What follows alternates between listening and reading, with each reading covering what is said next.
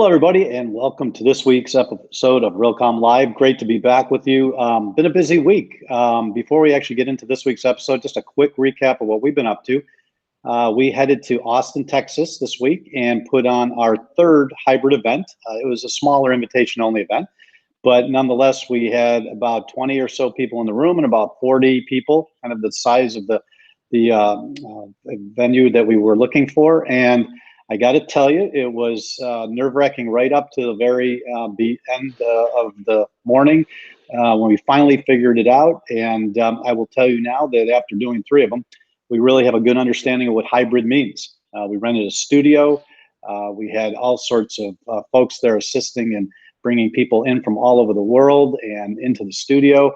And the reason we're doing this is we believe that in the long run, hybrid is going to be the way we're all going to go back to work and back to the mall and basically back to everywhere. I think that real estate and technology are really coming together in ways never before imagined.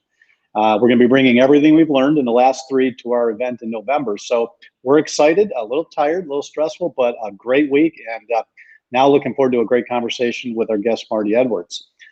So this week, we're back to the topic of cyber. It's important. We can't get away from it. Good morning, Marty. How are you? I'm great. Thanks, Jim, for inviting me on today. Absolutely. As you know, unfortunately, it's defense. I would prefer playing offense and figuring out all these cool new things as it relates to smart buildings and next-gen workplaces. But we have to take a pause a little bit too often, I have to say, to talk about defense and specifically cybersecurity. So we go way back. And, you know, right now you're the VP of OT security for Tenable. But you were also, I understand, the longest serving director of the ICS CERT group within the federal government, which we're going to talk about in a second. But most importantly, at least from my standpoint, and I believe you were the person who told me when the lights in the Super Bowl went off that one year, your phone rang. Was that you? Yeah, I remember that one pretty well. You know, there was a group of us that were actually watching the Super Bowl and all in the same sort of career field, right? All working for the federal government. And when the lights went off, we basically all took our phones out and put them on the table and said, okay, what are the odds on whose phone's going to ring first? And I either lost or won that, depending on how you look at it. Well, thank you for sharing that, because I think that'll give the guests a little idea of your career. And I know cyber is big today, and it's getting to be a very important topic, but I think it's also important to talk to folks who've been at this for a while, because you've got the benefit of seeing how this thing has developed over the last 10, 15, 20 years. So if you wouldn't mind, just take a couple minutes and give us your career. You can go all the way back to university, and how the heck did you get to be one of the most sought after cyber folks in the US right now?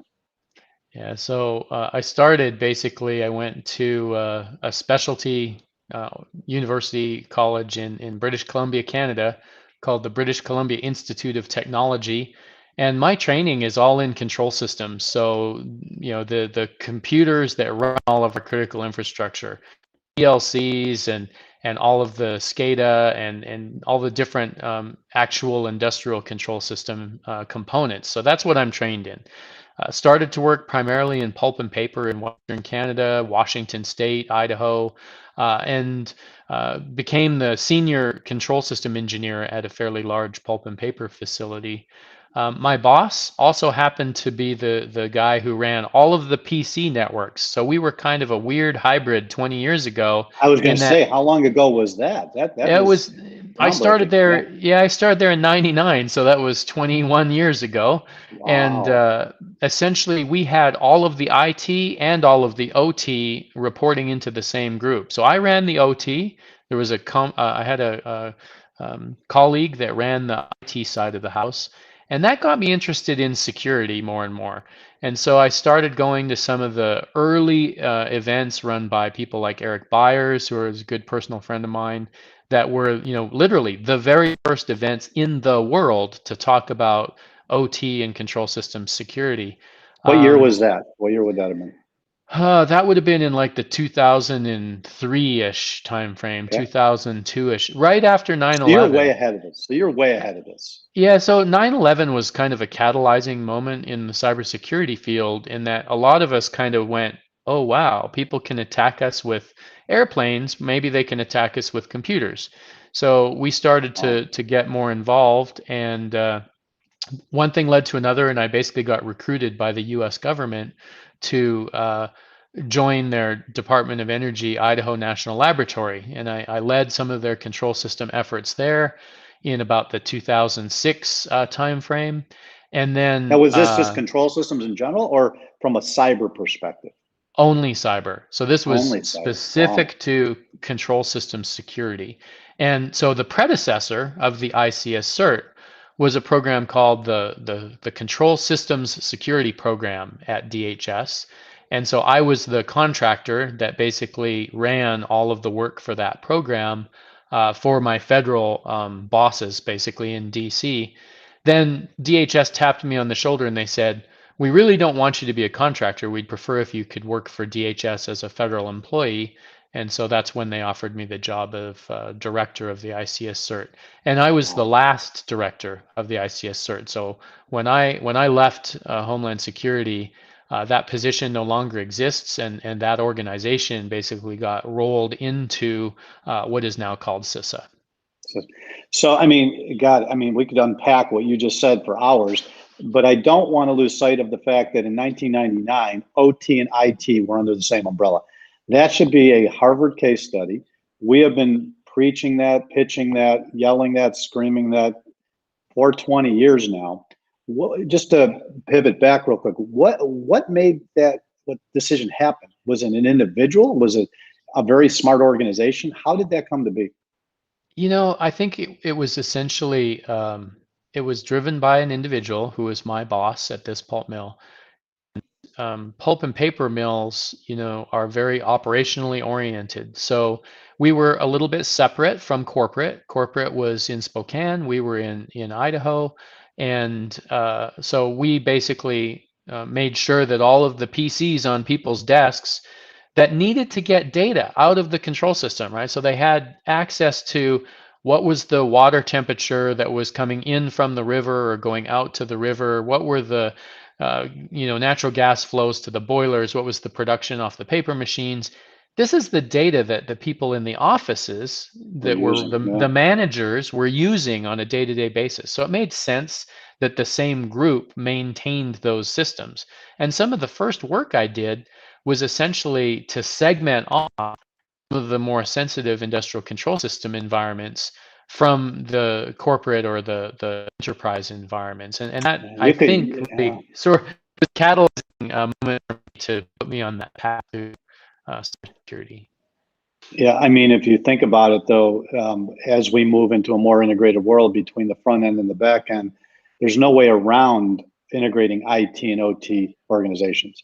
And yet we still have a number of them who are resistant to it, unfortunately. And Jim, people say they're not integrated. People say that they're not connected, but they're connected. I mean, there No, are I know they are. very The technology is integrated. Yeah, there's some very I get that. specific Yeah, cases that they have the isolation in place, but they're moving data in and out of these networks, whether it's with USB sticks or something like that. So there's some type of correct. connections. Oh no, I understand the technical side. I'm saying organizationally, there's still a resistance for IT and OT to sit in the same room under an umbrella and work together. Yeah, I agree with you on the tech side. Yeah. It's more the organization. All And right, pivoting a little bit. organizations are coming closer together as well. So Absolutely, I see a lot of absolutely, good work there. absolutely. We've watched it over the last 20 years. I just wish it would have happened. The organizational alignment would have happened a little sooner. So where are we today? I mean, all the attacks, we've had a number of guests on in the last couple of months. I mean, if 12, midnight or 12 noon is the doomsday, right? As we used to have in the doomsday clock. Where are we with OT cybersecurity in North America right now? How close to 12?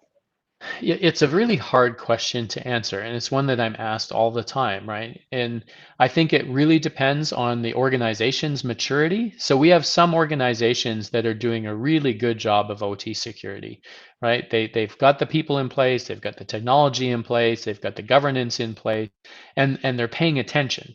But I think for the most part, we still have a long ways to go. So if you want to talk about doomsday or the threat, I see this ransomware threat just continuing to increase and increase. I mean, as long as we are paying ransoms, criminals are going to be attracted to that area because, it's like the bank robber, right? They asked the bank robber, hey, why'd you rob banks? It was, well, that's where the money is. So guess what? The money's in ransomware right now.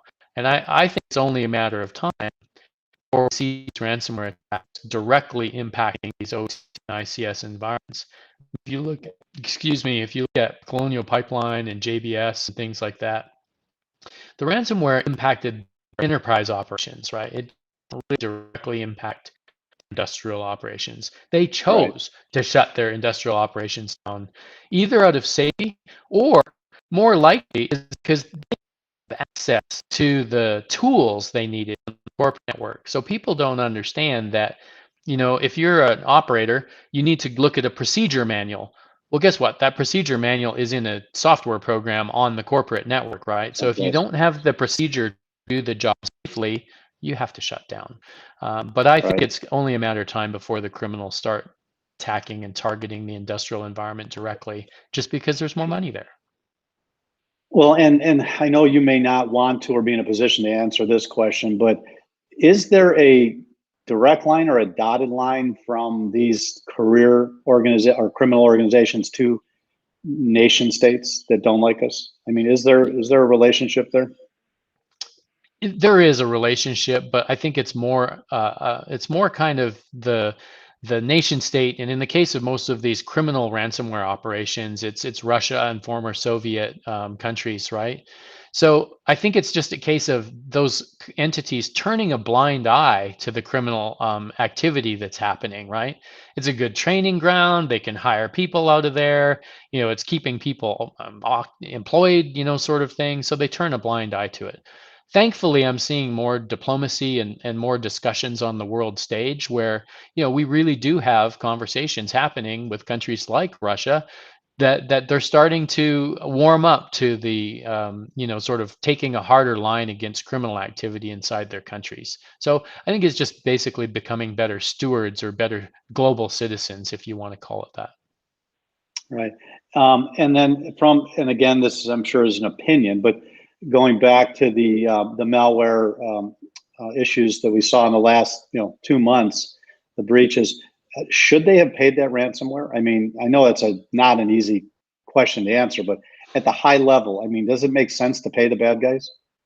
It's a really difficult question, and unfortunately, what a lot of people don't understand is it's a question that really only the CEO or the board of directors with fiduciary responsibility for the company can answer, right? So, I mean, in general, governments, law enforcement agencies, in general, people will say, do not pay the ransom. You're funding a criminal enterprise. You are basically just continuing to make it more attractive for the criminals, right? Because there's more money in that pool. However, if you're a company that may not have the greatest backups, or you have even the slightest chance of stopping some proprietary data leak or some confidential data leak happening, and you balance the cost of what that data leak would cost you, which could be in the hundreds of millions of dollars, with a ransom payment that is in the single millions or maybe in the tens of millions of dollars, you can't really second guess their decision to pay the ransom at that time. Yeah. Now you couple that in with some cyber insurance policies that will cover the ransomware payment, and now you've got it. Well, hey, this is going to be covered under insurance.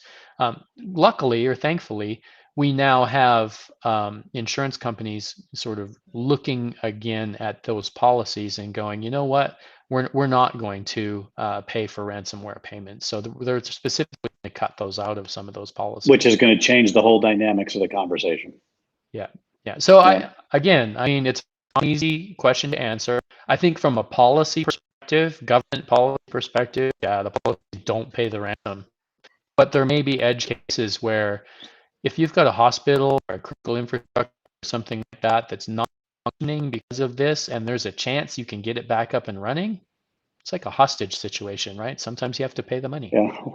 Well, we had a hospital in San Diego, Scripps, four or five different hospitals impacted. They did not pay, at least that I know of. I haven't followed in the last couple of weeks, but they tried to figure it out themselves, or continuing to try to figure it out themselves. But I believe they did not pay the ransom. Well, and the way I look at it, Jim, is if a company has good disaster and recovery procedures, so you're taking backups of all your data, you're testing those backups, you're exercising your disaster recovery plan, you know exactly what you're going to tell the media, you know exactly what you're going to tell your shareholders when it happens. You've got, you're going to be transparent about it to the press, so you know exactly what you're going to say. If you've got all those things, it's not much different than handling a fire, right? If a fire comes in and Right. destroys your data center, how are you going to recover from that? And can you recover within a day or two? Yeah. We've been doing business continuity and disaster recovery planning at our events for 20 years. Always the least populated rooms at the conference. I suspect in the future they may become some of the most crowded rooms at the conference. It's a huge area, but now Yes. the ransomware is getting more complicated, right? So now you have this sort of concept of double extortion. So not only are they locking up your computer and holding your computer for ransom, but they're taking your data and then they're extorting you by telling you they're going to leak that data online. And quite often, the ransomware payment is to try and prevent them from leaking that data online. But yeah, can you trust a criminal, right? I was part of the Blue Cross Blue Shield breach 8-9 years ago, so my health data is floating out there someplace. Yeah. All right, we got to take a quick break. We will be back in 30-60 seconds, and I got a couple more questions for you.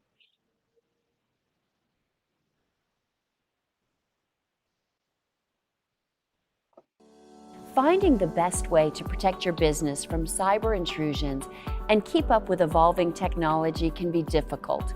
But one company believes it all boils down to 3 words: prevention, awareness, and action. 5Q provides the full spectrum of managed tech and cybersecurity services.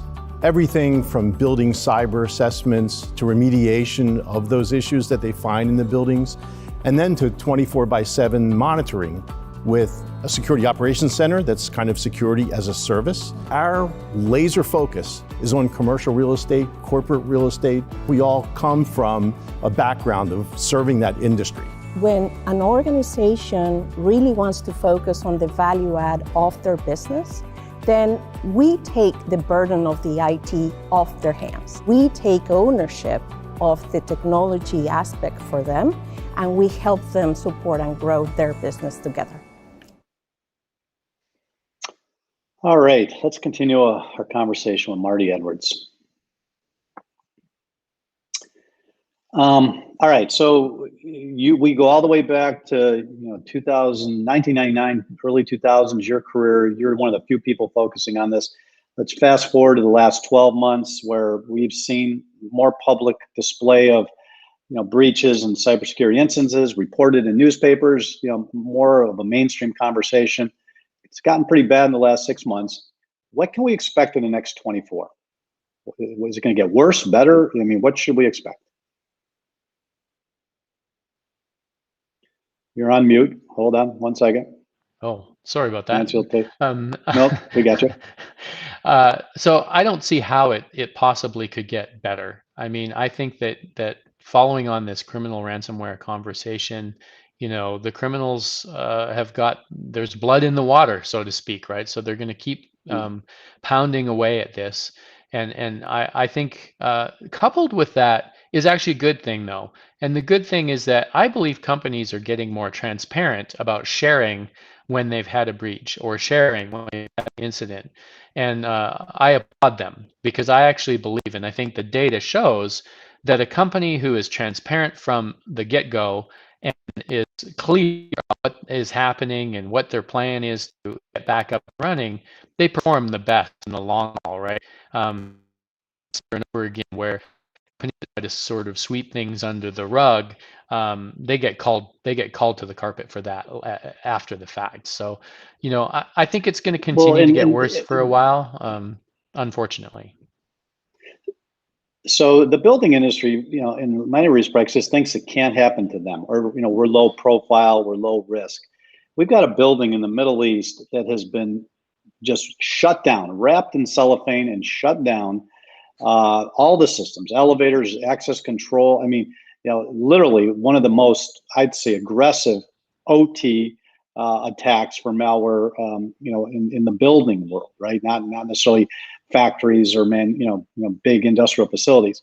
What do you say to the average building owner? And then I'm going to say, what do you say to the high-profile building owners? You know, those big projects in Manhattan and in Chicago and LA, these high-profile buildings. First of all, what do you say to just the average building owner who might not think they're a risk? And then second of all, what do you say to the high-profile building owners that really could have a target on their back?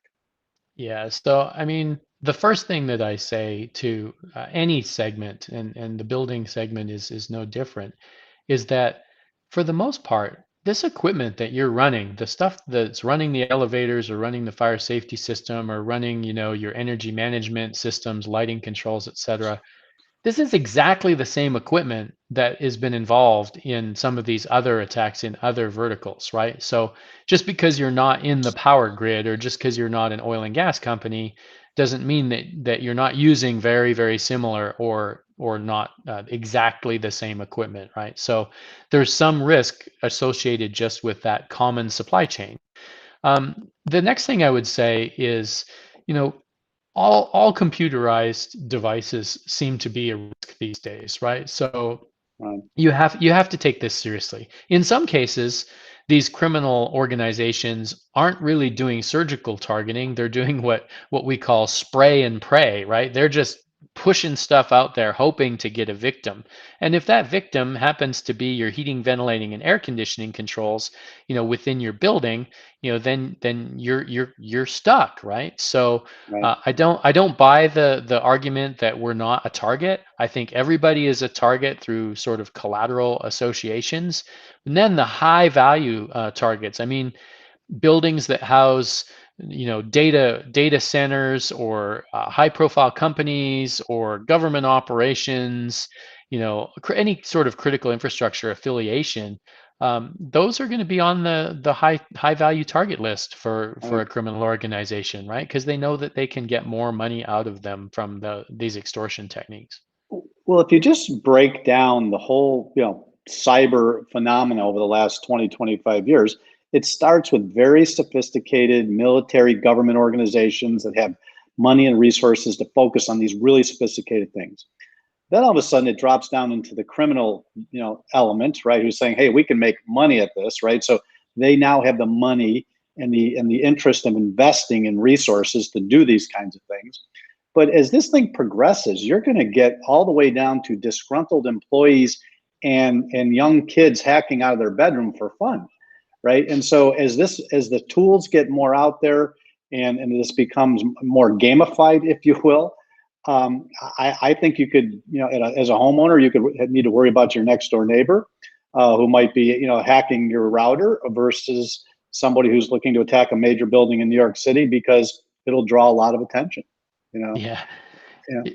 Jim, it's interesting that you took the approach of going kind of from the top down, from a sophistication perspective, right? Usually when I explain it, I look at it from the bottom up. You know, we've seen hacking sort of as something to do to show the weaknesses in these devices that has kind of grown in sophistication over the years. But there is no doubt that you know, a lot of these sort of criminal operators now are doing this as a service. So ransomware as a service. And don't underestimate these organizations. They have tech support hotlines. They patch their software. They have accounts, you know, they have financial operations that will help move the money back and forth. I mean, they have payroll, they have personnel. All right, well, they're like for our small... next conversation, you need to find me a couple of these, and we're going to go to the websites, take screen caps, and show them on this show.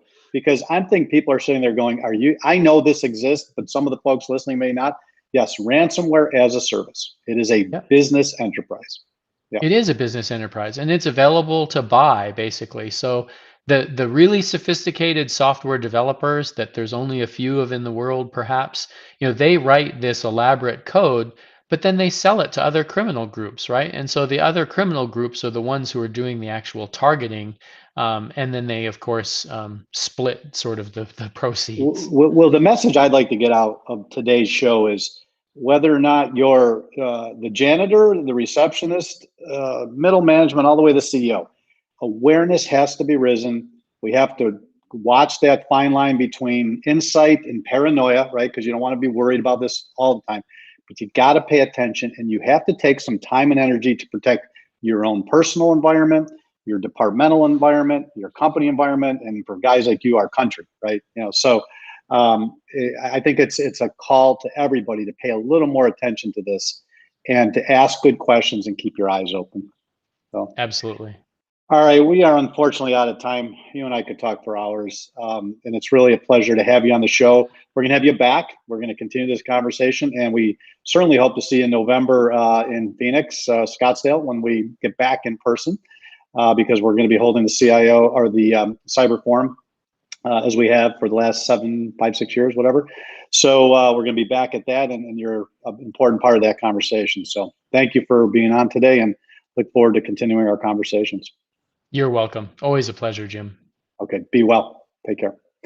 All right, now on to one of my favorite segments of the show. Howard Berger is going to tell us what the heck is happening this week in prop tech news or real estate tech, whatever we're going to call it this week. It's all yours, Howard. Oh, hey, thanks, Jim. Hey, and thanks, Marty. Great conversation this week.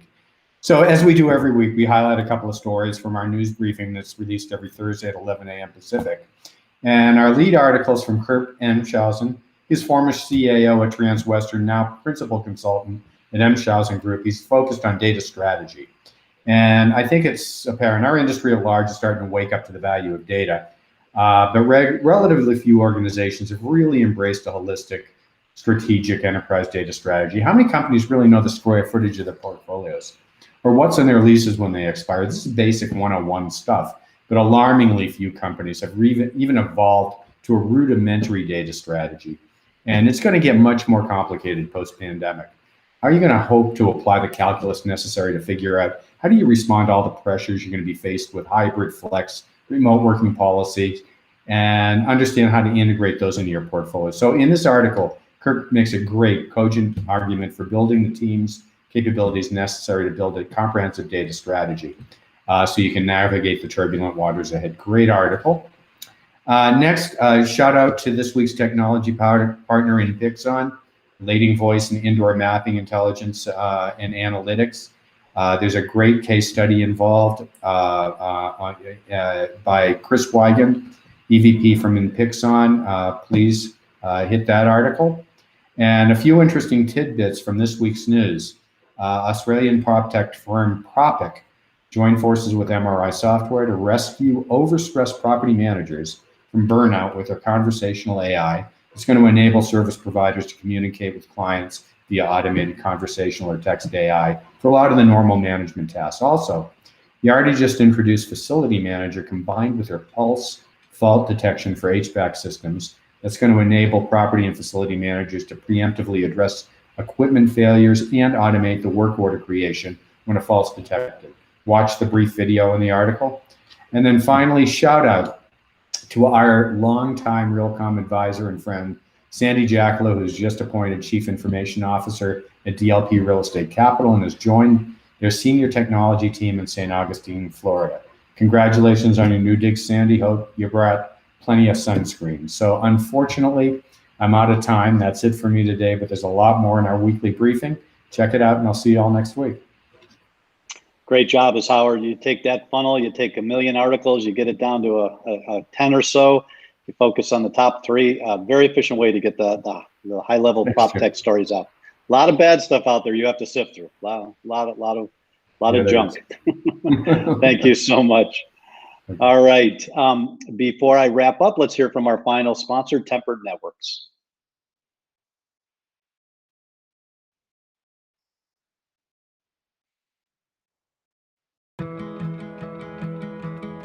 Your company mitigates many types of risk, but there's one critical risk you can't avoid: the networks running your base building systems.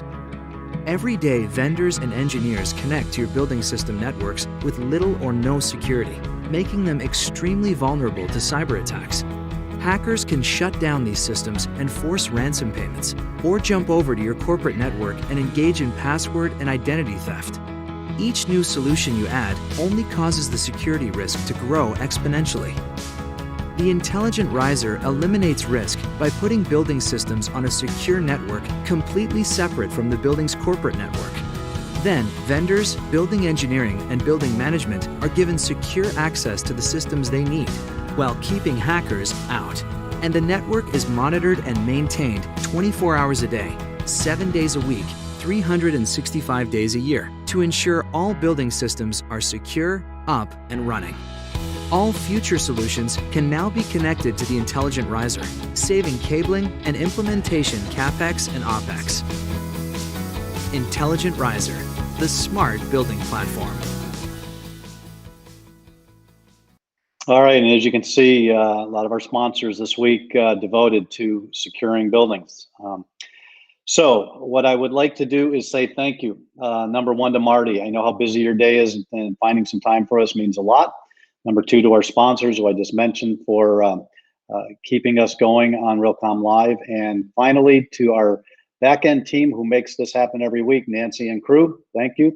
And next week, another great conversation, two really true domain experts, John Petsy and Mark Peacock, two of the co-founders of Project Haystack, are going to be here with us talking about data standards, where Haystack is, all the great work it's done over the last couple of years, where it's going next.